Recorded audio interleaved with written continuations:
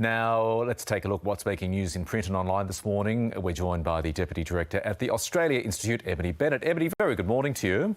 Good morning. Thanks for having me. Now, one of the big stories, the ongoing stories, is the fallout from the federal government's intervention in the gas market and increasingly strong war of words between the government and the big gas producers. The Australian is covering that this morning. Yes, interestingly, the New South Wales government is considering a domestic reservation policy for coal.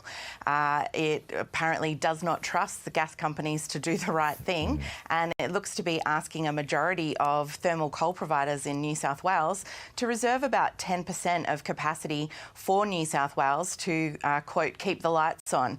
So I'm not sure exactly what is going wrong with Australia's exports of its coal and gas. They're raking in absolute record profits, and clearly governments are having a hard time getting them to do the right thing. What's it going to take, in your view? I know the Australia Institute watches this issue pretty closely. Possibly the need for further government intervention, federally or state? Yeah, look, it's just really clear these are two areas that need strong government intervention to protect the interest of consumers and Australian citizens. These are essentially our resources. We have them in abundance, and we're exporting so much of it that households and businesses are paying the price at a time when these companies are raking in huge profits. So regulation and government intervention, really is the only solution here, because the companies just can't be trusted to do the right thing. Ebony, will now head to The Guardian Online, and there's been a new investigation which is looking into rainforest carbon offsets, and it's found some very interesting results in that most of them are worthless. Yeah, this is one of the world's leading providers of carbon offsets and credits, Verra, and a couple of peer-reviewed scientific studies have found that up to 90% of these rainforest credits from avoided deforestation in the rainforests are supposedly junk credits. They're phantom credits, and it means that pretty huge companies like Disney, Gucci and fossil fuel companies like Shell have been paying for junk, essentially. And it comes on the back, obviously, of similar concerns raised by Australian academics about the quality of credits in Australia as well. Hey, I love that you've picked this next story, because it's all about Australia Day, January the 26th. It comes around next week, and already debate is starting about what we need to do about that day. Should we be celebrating Australia Day? Should the date be moved? Increasingly, a number of workplaces, private and public, are giving their staff the option of working and not taking a public holiday for Australia Day. The Age covers that. Absolutely. So this story is that effectively hundreds of thousands of workers across Australia in both the public service as well as the private sector now have that option of whether or not they want to work on Australia Day, or Invasion Day, as a lot of Aboriginal and Torres Strait Islander people call it, or to take that day on a different day. And companies like Woolworths are increasingly giving their employees that option, and a lot of Australians are taking it up. We know there's been a lot of controversy surrounding this day for many years now. Australia Institute research from a few years back shows most Australians don't even know what the day commemorates. So, this is, I think, an issue that won't go away, as there's still a campaign around to change the date. But obviously, the voice to Parliament is the really big issue. There is obviously going to be, or there's already lots of debate about the voice, Ebony.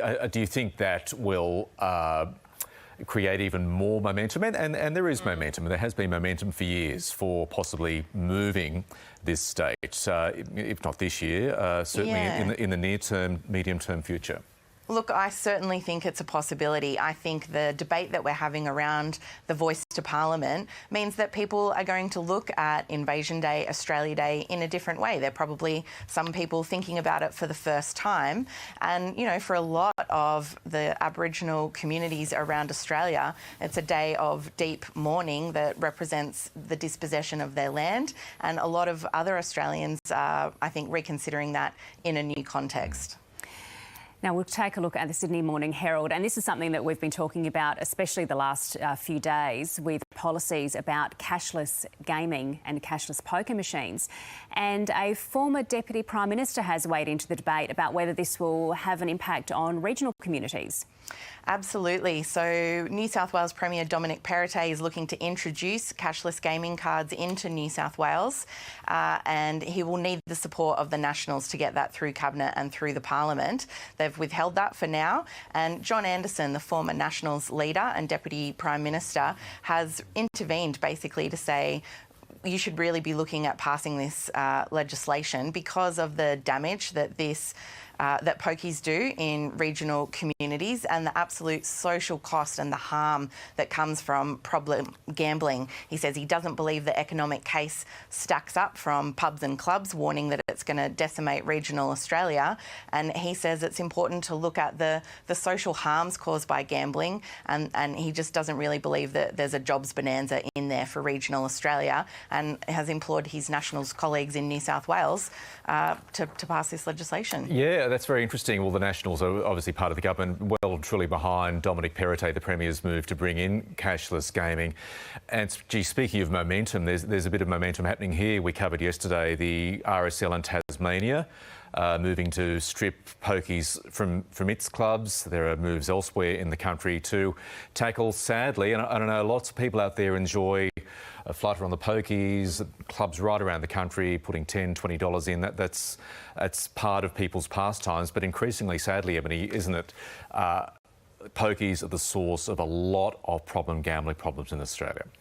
That's for sure. And these cashless gaming cards, you know, if you like the odd flutter on the pokies, this probably isn't going to impact you at all. It's really targeted at those problem gamblers. Australia's home to 20% of the pokies in the entire world. We're only about 0.5% of the global population. It is a huge issue in Australia and it causes enormous damage. And New South Wales is second only behind the US state of Nevada, which of course boasts Las Vegas, in terms of the number of poker machines. And that figure right there is a really startling one. Yeah, you don't really think of New South Wales in the same breath as Vegas, do you? No, you don't. Hey, Ebony, as always, thank you. Thank you.